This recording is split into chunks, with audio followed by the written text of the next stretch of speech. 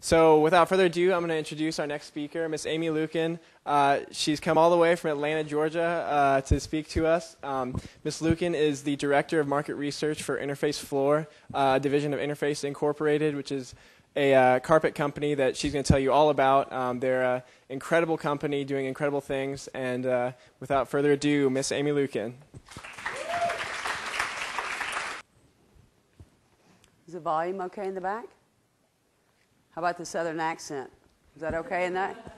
If you need me to tone that down a little bit, just let me know. I was actually reading just recently about Edward Gibbon's on his work of the decline and fall of the Roman Empire. It was interesting. He said that the fall of Rome wasn't due to the loss of soldiers or famine or disease or even a bad economy, but the fall of Rome was due to the loss of an entire generation. And I started thinking, I thought, wow, you know how they say history repeats itself? I wonder if we're on a possible brink of losing entire generations with the way we're moving. So just something to think about. And as Spencer said, I'm Amy with Interface. I handle a lot of the focus. What I do in my work is on the social sustainability part of our company. And Interface believes that, first off, anybody heard of the company Interface? Okay, anybody heard of Ray Anderson? Okay, good. We've got a lot of new educators. Let me just say this. Our company believes that there's 3 prongs to sustainability: financial, environmental, and social. Financial is one way we've always measured our companies. If we return a dollar, we're able to keep our doors open, sustain ourselves environmentally, do no harm to the futures or the generations for the future. And then third is social. And so that's what I'm going to talk to you a little bit more about. So I'm going to tell you 2 stories. And the first one is a little bit on the background of this company. Why in the hell would he have a carpet company come visit you from Georgia? And second is the social part of it, which really has to do with you. So before I go into the 2 stories, let me ask you something. I'm curious to know, and just shout out, can you buy a green product from a brown company? No? It's pretty good. These are my voice box over here. Okay. How would you know? You know, that's the question, because you're seeing today so much greenwashing. How do we really know? I mean, do we pay attention to the media? Do you listen to marketing from companies like myself? Do you go to the internet? The internet's funny. I also am a public speaker on generational differences. And the internet just said, just last week I was reading an article and it said that your generation has the highest % in history of narcissism. Then at the very bottom of the article it said, your generation has the highest percentage in history of collaboration and volunteerism. The hell does that mean? It's completely opposite, right? So again, I ask you, what's our real-world verifiable proof of anything? So it's really up to your generation to do that research and ask those questions to these companies, to me, to the gentleman before me. What's your measurement? Okay? Because you really can't buy a green product from a brown company. Okay, so let's talk about, I've got 2 stories I'm going to tell you. First one's a little bit about the background of this company of mine, and I'll tell you what the heck we do. Ray Anderson, my boss and the founder of the company. Oh, good, you're going to do that. I'll tell you a quick background on it, what we do, what we make. About 7 years ago, he was in his early 30s, and he worked for a company called Milliken, a small textile manufacturer. And he is, you getting it? Anyway, so This guy was a complete radical. He's energized by ideas. I can really tell this is more interesting, isn't it? Look. Now you're about to tell my whole life story on my desktop. In any case, so he started with this company. He was an engineer from Georgia Tech. Started and he went. They sent him to England and said, "Hey, look, go and find some new technology, some new machines." He calls back to Georgia and says, "Oh my God, I found a great idea."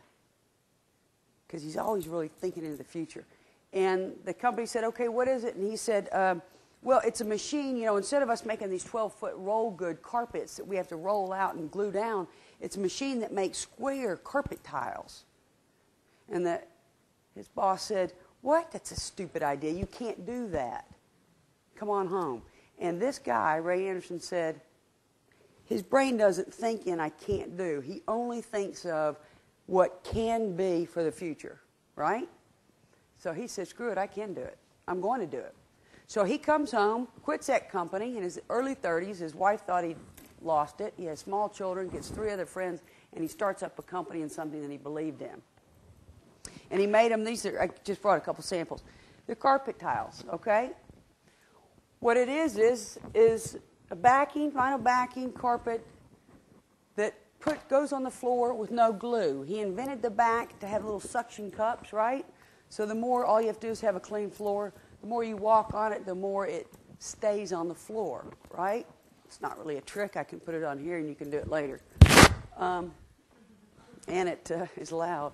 So anyway, he said to his friends, he said, "Look, we can make carpet squares. We can put them on the floor. We can move them around, shift them, do the design. Spills don't go through the back. Mold can't grow. We don't have to cut the carpet anymore to stick in the wires in the floor." And off he went. He grew to the largest manufacturer of modular carpet tile because he followed the modular furniture system, right? And this guy has got a great sense of humor.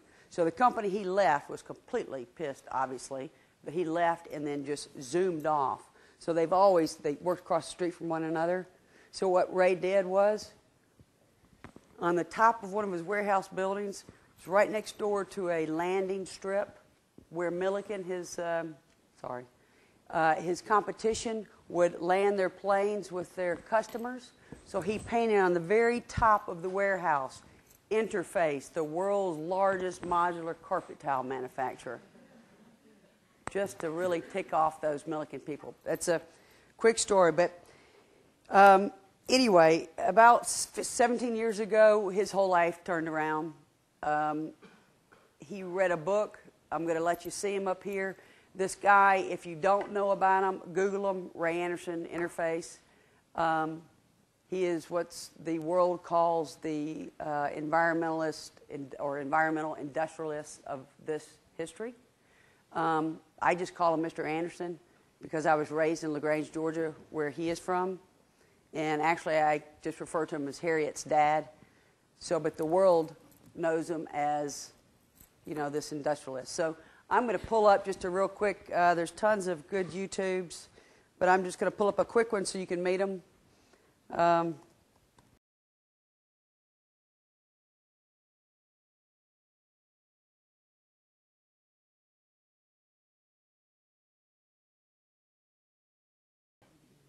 Okay. 37 years ago, and if you think about it, man, if you're in your early 30s and you've just started your own company and you don't have any money, you've got small kids and you're doing this, and then at the age of 60 is when he read that book and it just had a complete overnight change. I'll never forget the voicemail we all got. I've been working with the company about 22 years. And he said, "Folks," that's Ray, that's just how he talks, and he said, "I'm about to do something that you're not going to like." He said, "But I'm going to turn this company upside down on its ears." He said, "Wall Street's not going to be happy with us." He said, "We're going to cut out half of how we made carpet back then with water, overprint."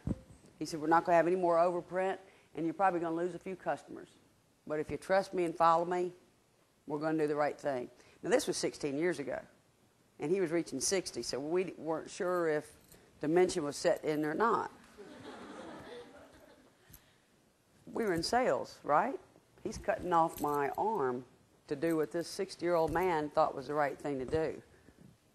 And so it was a slow, the challenge was getting mindsets to change internally. And that took a while.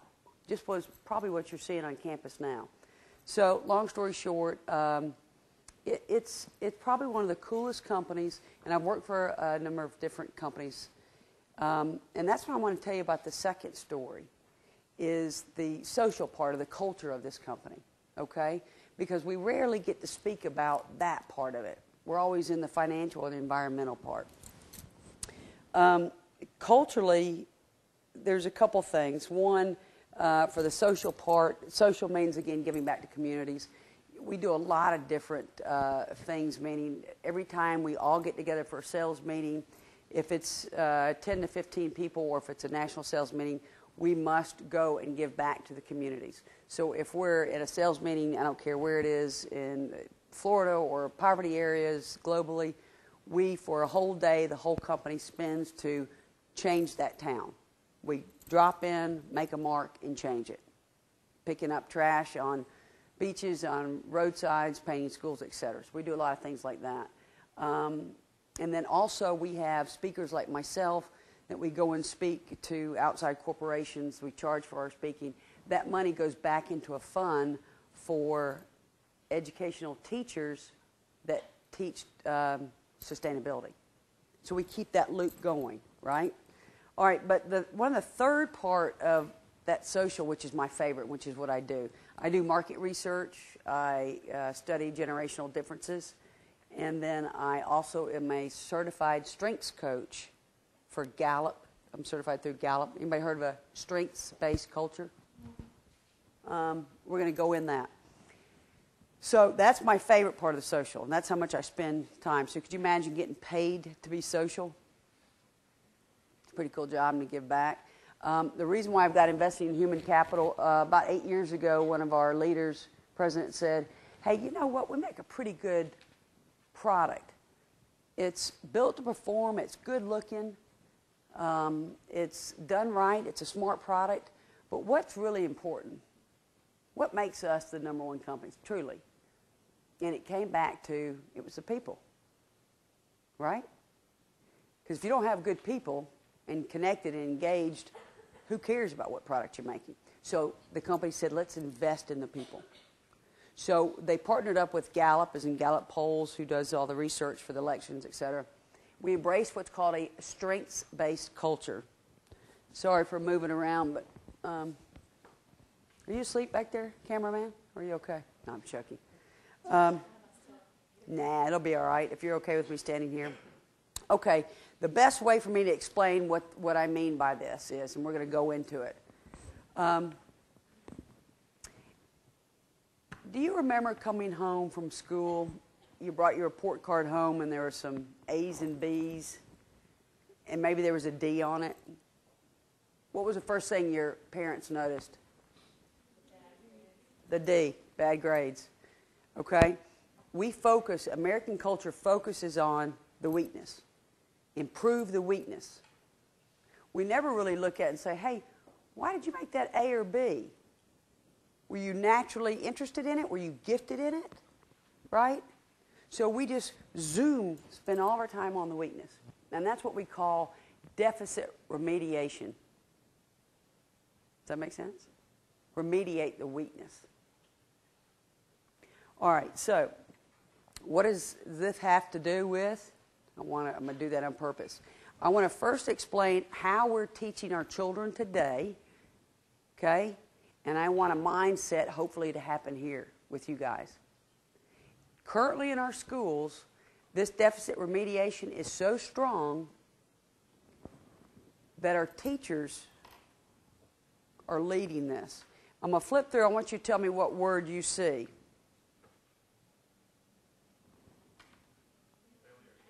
Failure. Walked through a K through 12 hallway, and a teacher had this shirt on. Now, of course, it says failure is not an option. But as a child walking down the hallway, and all these teachers have on these shirts, the kid starts looking and seeing failure, failure, failure, not. Subliminal. Right? Okay? Now, what if we had said winning always or whatever? How would that change your feeling? Then the next school I saw, sorry, this is upside down sideways, walked through the hallway and I saw this on a teacher's shirt. I thought, I'm not going to touch that with a 10-foot pole, but... And of course, I couldn't help myself, so I had to ask. This one's going to make you sad. I pulled a teacher over and I said, hey, come here. Tell me about your shirt. What's the number mean? And she said, well, that's our, we have to wear this shirt. That's our average grade for this class, for this grade. The teachers have to wear that until the grade is pulled up.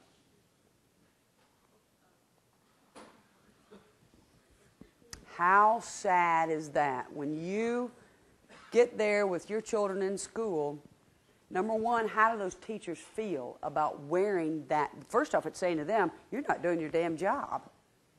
Okay? And second, the children are feeling like, we're idiots. The teachers even have to wear shirts that say we're idiots. Okay, so my purpose in telling you that is that's what's in our school system. Now, let's talk about what this means. Let's talk about how we can shift this. And by the way, the social sustainability part, what I do for market research, this is a part of my job is to give back to you the research that we've learned and things that work well so that you can pass it on. So, a strengths-based culture, a talent. When you, all of you, between the ages of 3 and 9 is when you started to develop your natural God-given talents. Your parents saw it, actually. You know, you could do something a little bit better than maybe your brothers or sisters or maybe your neighbor, and you kind of knew it. You know, example could be a kid that likes to, you know, organize his toys, you know, really straight and organized. Have you ever seen another sibling come and kick it over? You ever seen what the kid does? It explodes. Okay? That actually is a theme that's starting to begin. He will be the same way at 5 years old, at 15, 25, 50, and 80. He will line his shirts up blue, yellow, white. See a few of you smiling. Okay, now, what happens is those traits, people will put labels on them, okay? But actually, those are natural themes coming out. He could actually be a very organized accountant or a very organized scientist. And the next thing what happens between the ages of 3 and 9, when those natural talents start to come in, and I promise you, I know a lot of you in here know exactly what I'm talking about. You can feel that you've always known that you can do something a little bit better, a little bit easier than the next person. Okay? So what happens is you go through school, and all of a sudden, your environment starts to change you. Your parents, your friends, your teachers say, no, you really kind of need to go this way because that's really maybe a better money maker for you. Okay? They start to take you out of your natural talents. An example of that, I was coaching a young senior in college. I try to get them right before they go to college. But I do a lot of coaching. I said to him, Jake, tell me something about when you were little, what did people say to you? Because when people say comments to you repeatedly, a confirmation, that's a talent, okay? I said, Jake, what did you do different when you were a young boy? What did people notice? And he said, well, they noticed that I really attracted people. I could speak to anybody at age 3 or 4, and I was just like a magnet. I said, really? He said, yeah. And I said, well, what classes do you like the most in college? He said, well, I like PR. I like marketing. I said, what do you not like? He said, oh, math. I hate math. I said, okay. I said, well, tell me about your major. He said, I'm majoring in finance.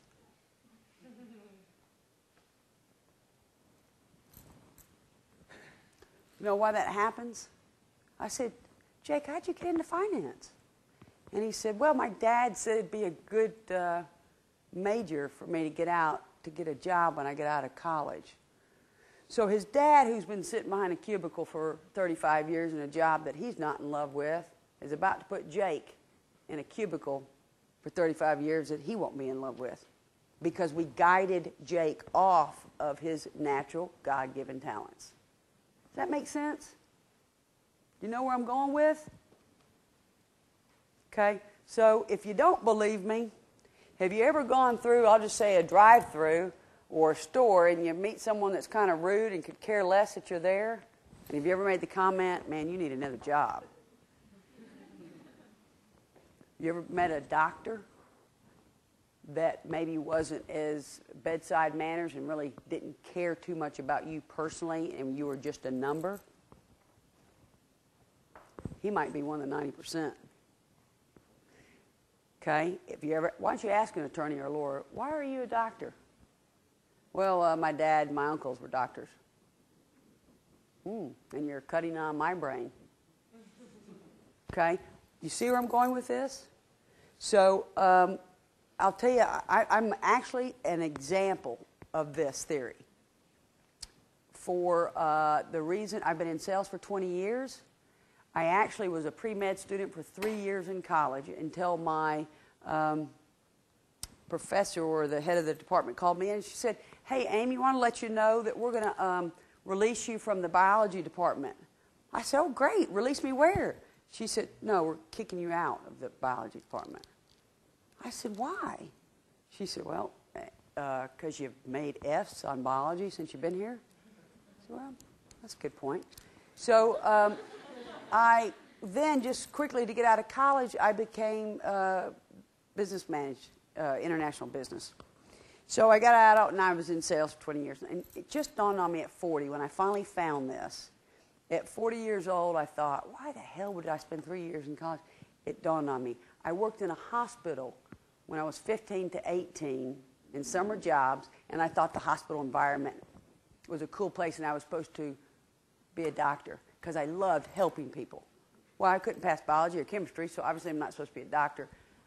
But that talent in my gut of helping others was where it was at for me.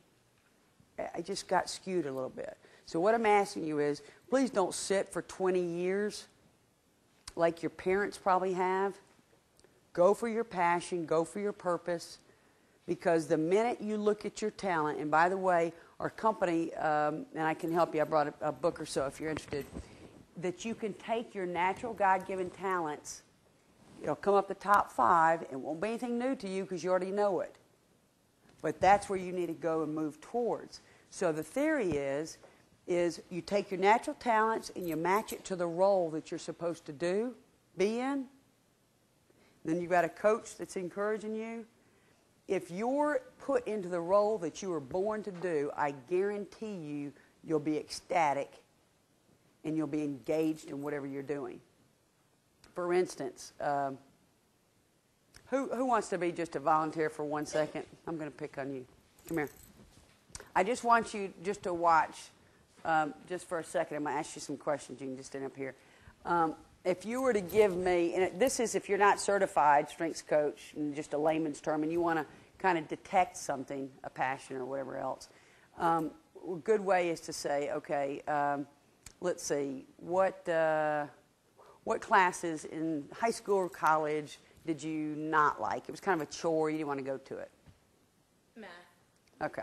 All right. What class do you really like and look forward to going to? Environmental science. Okay. And how come? Because I like learning about what I can do for the planet. Okay. All right. Now, this is a quick way to do it, but if you'll look at the body language will tell you everything. Does anybody have children in here? Okay. Have you ever had a child when you say, did you spill this milk? Body language will tell you everything, right? I said, what's the class you don't like the most? Math. She didn't want to talk anymore about it. Math. I said, what do you like? You said environmental sciences. She opened up like this, and her eyes went up. And I said, why? And she said, I just want to help the planet. I'm like, okay. How about me hiring you for a math assistant all day long for 8 hours? That was the worst thing ever. Thank you. That's what happens. So I'm going to encourage you to really dig down deep. This is one way, you know, that you can find out some natural talents. If you're interested, talk to me about it later. You guys are the next generation. I mean, you've got to, I'm sorry, pick up the pieces that we left for you. You're not a lost generation. I do a lot of research on you. And so it's up to you to make sure that you find what your passion is, what's your purpose, and then just like Harriet's dad, get a mission. You know, go towards that mission, individually and as a group. So with that, we are over.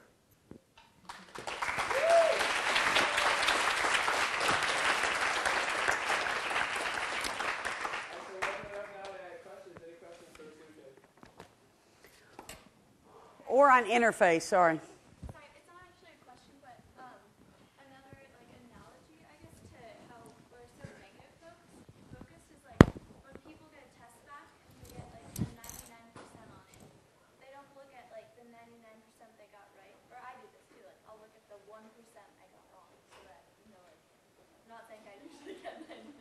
Right. Yeah, it's just like it's funny how we do that. We just focus on that 1% that we do. It's natural.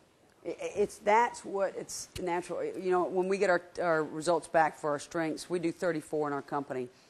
It's so wild to see that people will look at the first couple ones, but they'll flip the pages quickly to look what their worst one is.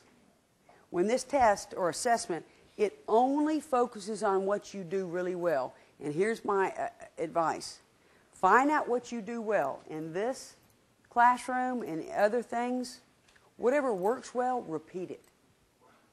If something doesn't work well, don't try to keep improving it or your weakness, because you can only improve your weakness this much, but you can explode what you're really talented in. What was the book that Ray Anderson read that made him change his country? Ecology of Commerce, and then after he read that, he wrote a book called Mid-Course Correction. That was his first book. And then he just came out with his second book. And I tell you what, if this 70-plus-year-old guy can do 150 speeches and change the world the way single-handedly, I can't wait to see what you guys are going to do. This one is Confessions of a Radical Industrialist. But first book was Paul Hawken, his buddy. Wrote it, Ecology of Commerce. His second book is Mid-Course Correction, and then this one that just came out. I have a question actually for you. You talked about, I like the idea of the kind of major, people getting into a major because of their parents wanting to do that. I feel like that's pretty prevalent on this campus, particularly. This class is primarily juniors and seniors, and a lot of students maybe home saying, yeah, I'm in a major that I'm not really enjoying at all. This is something that I'm kind of forced into. But I'm a senior, and I've only got 3 more quarters to graduate, you know. I might as well just stay the course. What kind of advice would you give to someone in that kind of situation? That's not me. I love my major. But. Well, you know what? I'll give you my own experience, and you can kind of take it from there.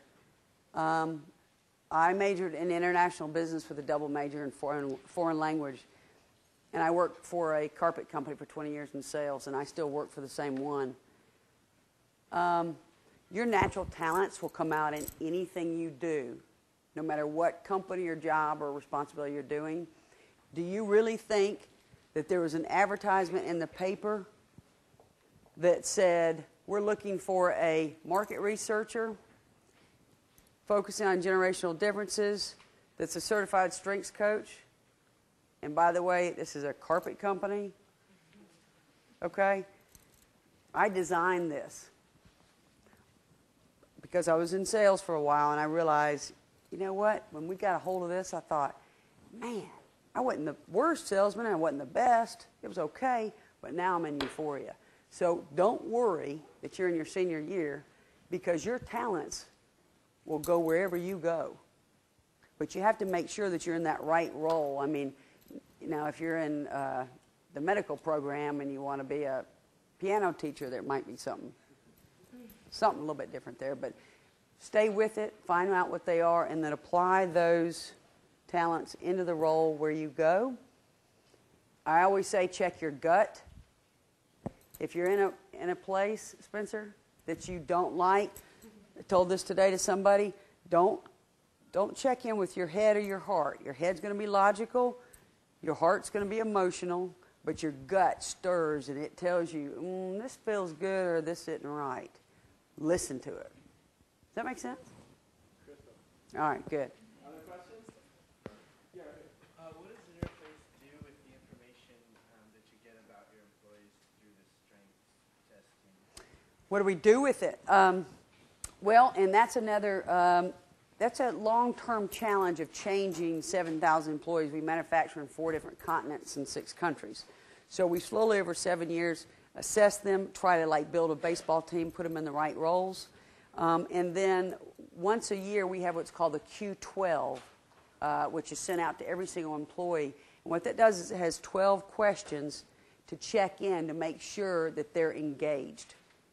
You know, and if you're happy here, or, you know, what about this, high level, low level, what could you, you know, et cetera. So there's a survey that goes around that's a checkmate on the measurement if they're engaged or not, because engagement's the #1 deal.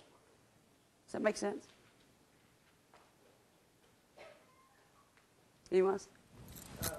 Yeah, I think you're in kind of a unique position to answer this question too. Do you feel like the kind of green transition we're seeing in businesses right now is driven more by corporate leaders like your boss, Mr. Anderson, or is it a consumer-driven thing? And then also, since you do generational market research, do you see a difference in generations in the importance of sustainable business? I'll answer the second one first. Absolutely, there's a difference in generational. Your generation will move this mindset change at light speed compared to where it's been. We had to learn the right way 17 years ago. You were born into this is the way it should be and no other. Okay? The first question, is it consumer driven or is it my boss, Harriet's dad? Yeah. All right. Well, I have to tell you that for Interface, it was consumer driven. And let me tell you why.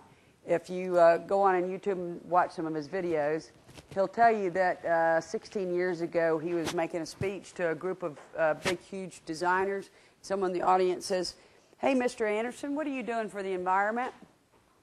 He goes, "Huh?